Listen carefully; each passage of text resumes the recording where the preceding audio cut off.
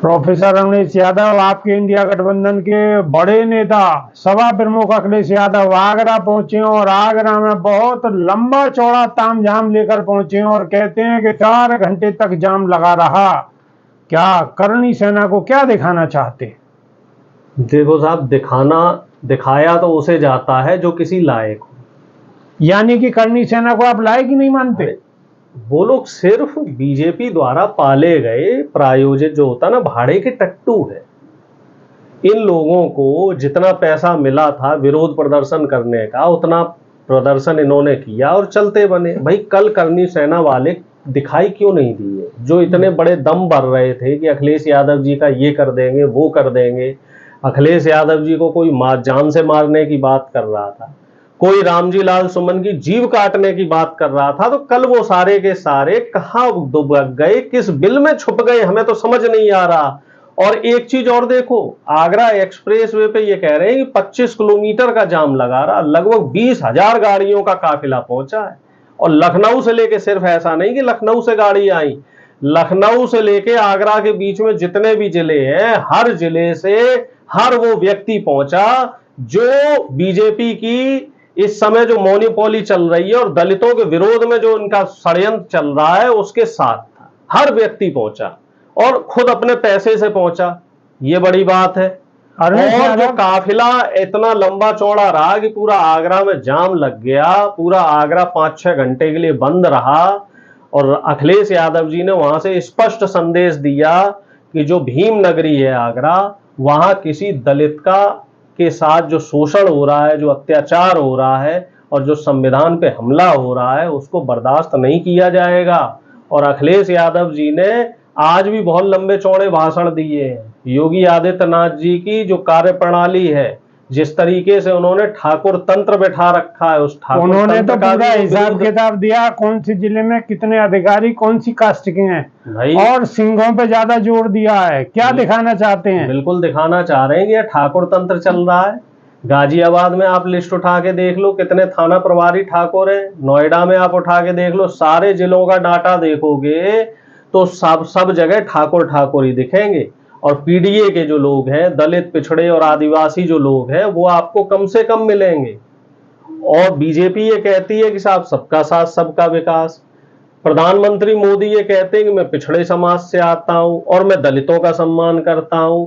और जहां पे हक देने वाली बात आ जाती है तो वहां सिर्फ उत्तर प्रदेश की हम बात करें, वहां सिर्फ ठाकुरों को दिखाया जा रहा है। लेकिन रमेश यादव, आप एक बात बताइए, अखिलेश यादव का आगरा आए थे तो आखिर वो दिखाना क्या चाहते थे? इतने लोगों को लाकर इतनी गाड़ियों को दिखाना चाहते थे? अखिलेश यादव जी कोई भी गाड़ी नहीं लेके आए, उनकी फ्लीट में जो 4-5 गाड़ियां थी वही थी। बाकी तो कार्यकर्ता और आम जनता अपनी मर्जी से आई, अपने नेता के लिए आई। तो ऐसे तो वो भी कह सकते हैं करनी सेना वाले कि वो भी अपनी मर्जी से आए।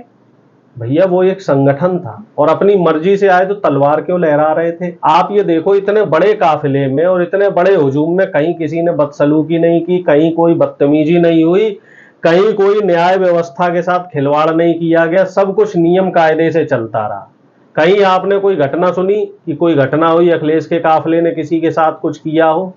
सबसे बड़ा जो सीधा तो सब सुनिए, तो सीधा सा जो संदेश है वो संदेश ये दिया गया कि जो इंडिया गठबंधन के सबसे बड़े नेता है उत्तर प्रदेश के, वो किसी भी चटनी सेना, करनी सेना, फरनी सेना किसी से नहीं डलते। और जो ये नकली सेनाएं बनी हुई हैं, जो बीजेपी बना बना के भेज रही है नकली सेनाएं, इन सेनाओं का कोई औकात नहीं है, कोई हैसियत नहीं है, कोई इनका वजूद नहीं है। ये लोग भी अपना टाइम काट रहे हैं, अपनी दुकानदारी चला रहे हैं।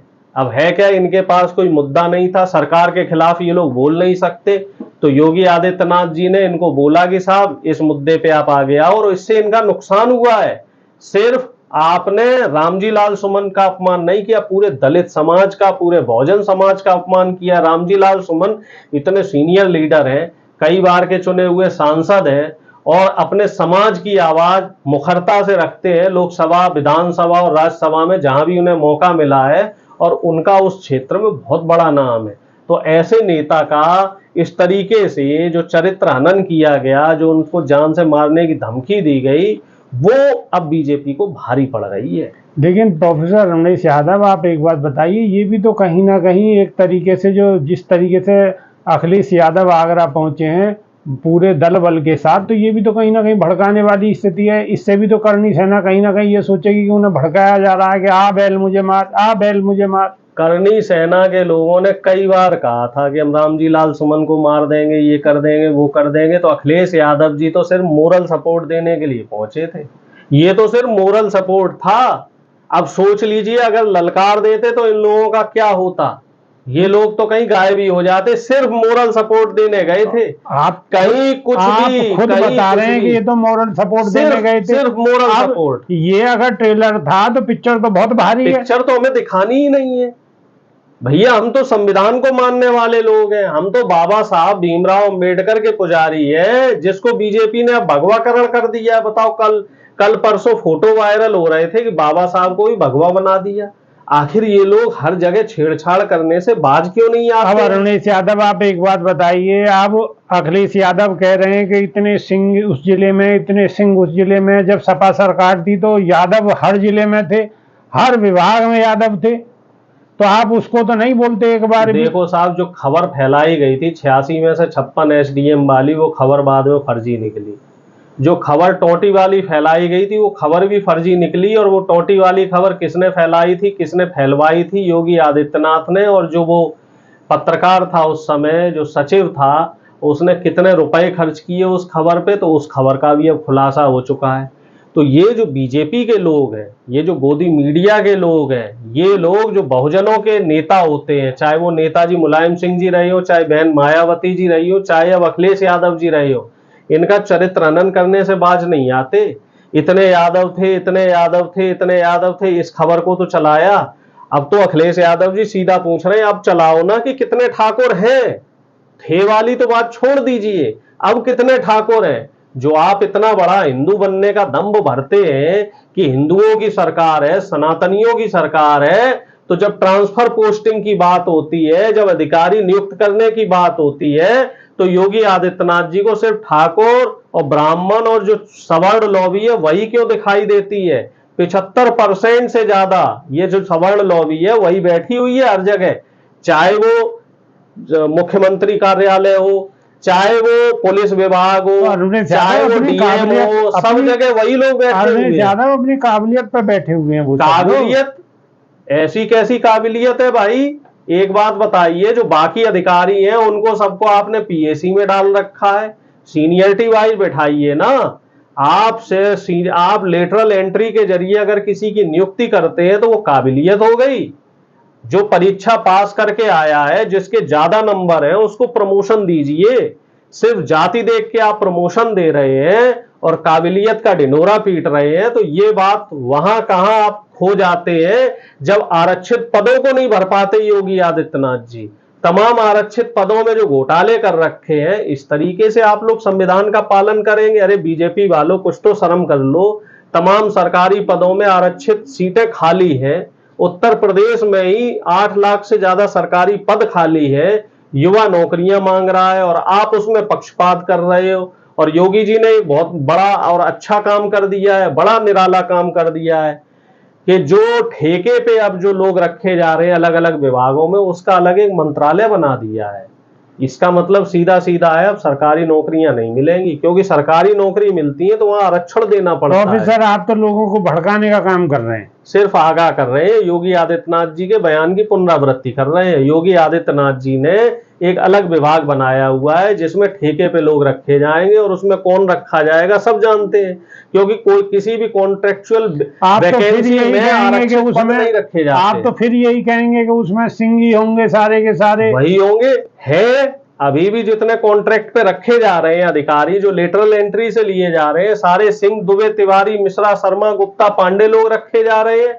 कितने उसमें अहीर, जाट, गुजर, चमार, धोबी, धानक, मौर्य, सैनी रखे गए हैं?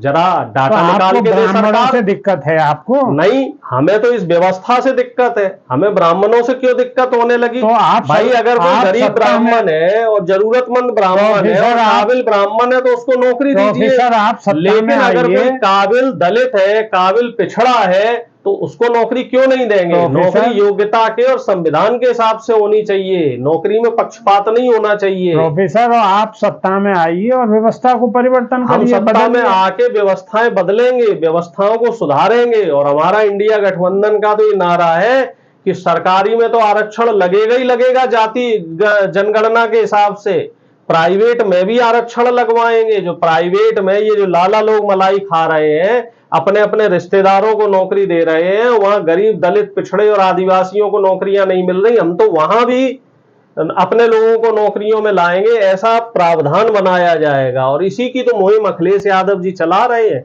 और इसी मुहिम से तो इन्हें तकलीफ है।